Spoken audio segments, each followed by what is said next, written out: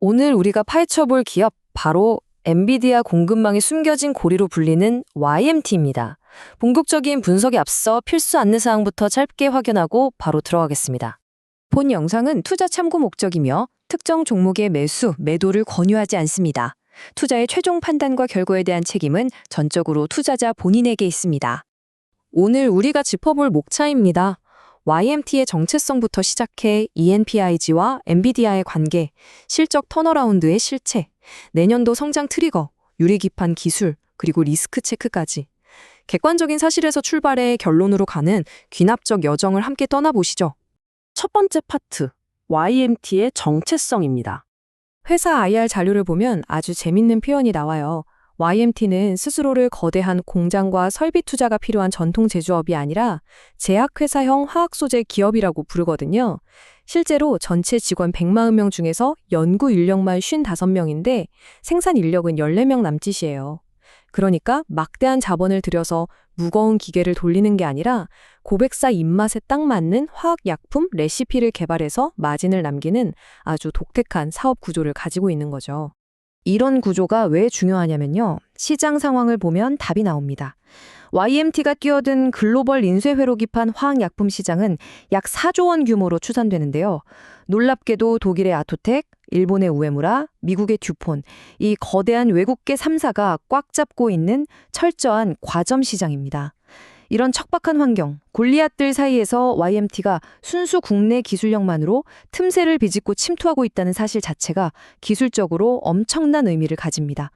그럼 두 번째 파트, 왜 하필 지금 이 회사인지 ENEP 기술과 엔비디아 공급망 이야기를 해볼까요? 먼저 ENEPG라는 낯선 용어 딱 하나만 짚고 갈게요. 쉽게 말해서 기판의 구리회로 위에 니켈, 팔라듐, 금을 차례대로 얇게 입혀서 초미세회로에서도 납땜이 완벽하게 되도록 산화를 막아주는 표면 처리 기술입니다. 여기서 핵심은 중간에 들어간 팔라듐인데요. 얇은 팔라듐 한 겹이 기존 금도금 공정에 가진 치명적인 약점을 완전히 덮어버리는 마법을 부리게 됩니다. 바로 여기서 시장의 판도가 강제로 바뀝니다. 기존에 흔히 쓰던 ENEIG 공정은 회로폭이 30 마이크로미터 이하로 확 좁아지면 니켈층이 부식되면서 까맣게 변하고 납땜 불량을 일으키는 블랙패드 결함이 툭툭 튀어나오거든요. 요즘 AI 서버용 기판들 정말 미세하고 복잡하잖아요. 수천 개의 신호가 오가는데 하나라도 블랙패드가 터지면 그 비싼 기판은 통째로 버려야 합니다. 그래서 AI 서버 시장은 무조건 결함을 막아주는 팔라듐, 즉 ENEPIG 기술을 쓸 수밖에 없는 상황으로 내몰린 겁니다. 바로 이 지점에서 YMT에게 엄청난 기회가 찾아왔습니다.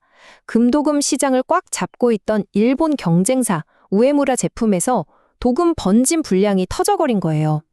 이 틈을 타서 YMT가 무려 1년이라는 깐깐한 테스트와 승인 과정을 거쳐서 2025년 2분기 마침내 VGT로 납품을 시작하게 됐습니다. VGT, 빅토리 자이언트 테크놀로지는 엔비디아의 핵심 기판 공급사죠. 유진투자증권 보고서 기준에 따르면 YMT는 이 단일건으로만 연간 약 50억 원 규모의 안정적인 고부가 매출을 확보하게 됩니다. 독점하던 경쟁사를 밀어내고 엔비디아 공급망의 숨은 고리로 안착한 엄청난 사건인 셈입니다.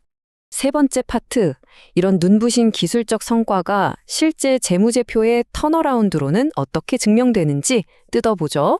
유진투자증권 보고서 기준 수치를 보면 정말 드라마틱합니다.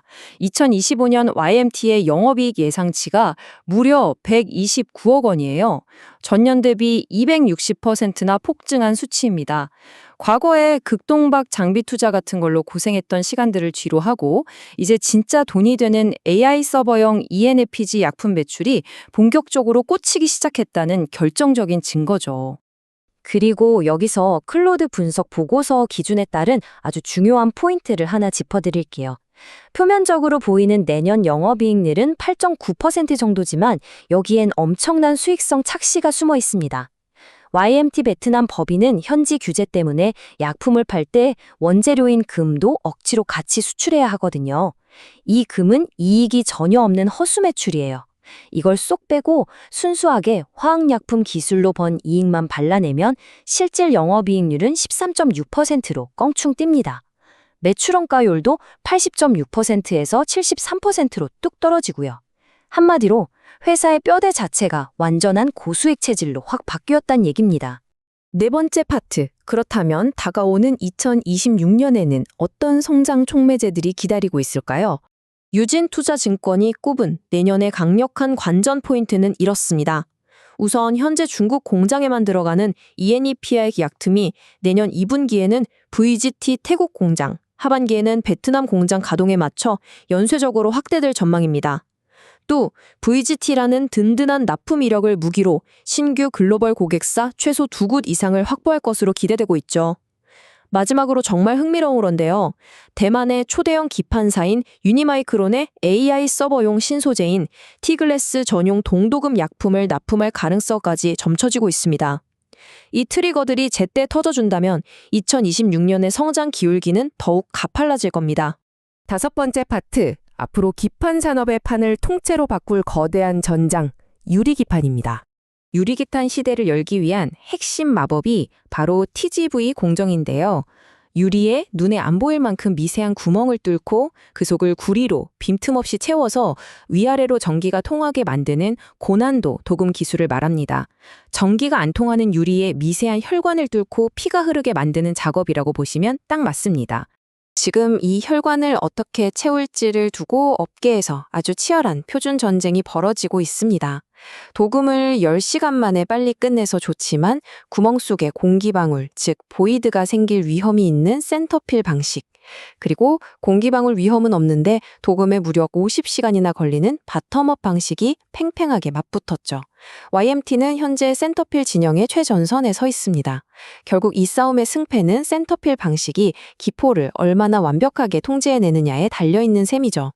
유진투자증권 보고서 기준에 따르면 YMT가 현재 확보해둔 유리기판 유상 샘플 내 월 생산 능력이 1200매입니다. 아직 어떤 방식이 최종 표준이 될지 아무도 모르는 초기 시장이지만 YMT는 이미 주요 기판 업체들에게 돈을 받고 샘플을 공급하면서 이 판에서 가장 먼저 치고 나간 성수 중 하나라는 사실은 부인할 수 없습니다. 마지막 여섯 번째 파트, 투자의 세계에서 빛이 맑으면 그림자도 짙은 법이겠죠. 반드시 객관적으로 체크하고 넘어가야 할 리스크와 최종 결론입니다. 각종 분석 리포트들에서 공통으로 지적하는 뼈아픈 리스크들, 절대 가볍게 넘겨선 안 됩니다. 첫째, 전환가액 9,867원짜리 전원사채 물량이 대기 중입니다. 우리 주주들의 지분 가치를 희석시킬 수 있는 꽤 무거운 오버행 변수죠.